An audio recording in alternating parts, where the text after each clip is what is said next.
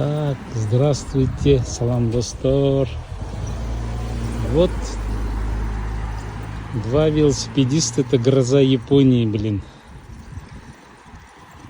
Они фиксируют неправильную парковку и штрафуют прямо на месте. У них вот в сумочках компьютерные датчики.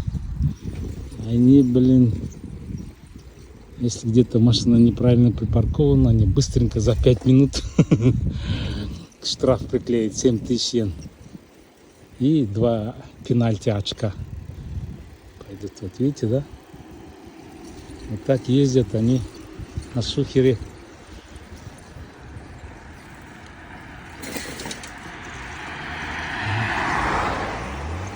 Раньше на электровелосипедах ездили, сейчас они их на обычные простые велосипеды.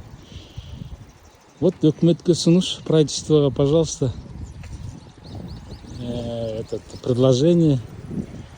Шынтип велосипедке отырып қойғыла, зеленый форма киісіп, каска менен, датчик менен.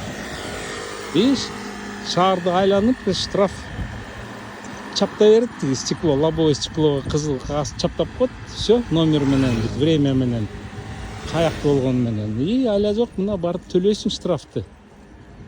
Итте оңой, не надо гаишников, мэрияның работниктері. Бақ чачап қалыптыр. Берте менен күйін жауап атқан басылып қалды. Но непонятно қачан қайра жауап жібереді. Мен ғой мына яқта жүрем.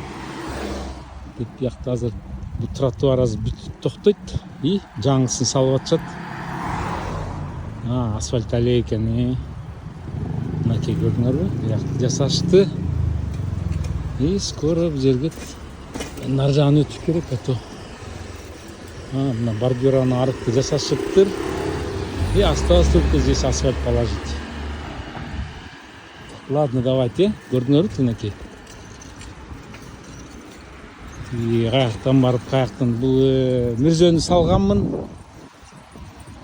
бүт барын салғанмын, так что кіріп көргілі. Кетішті тігінекей мэрия жақты кетіп барып жатты. Ладно, давай, всем пока. Осы едем дальше дегендей.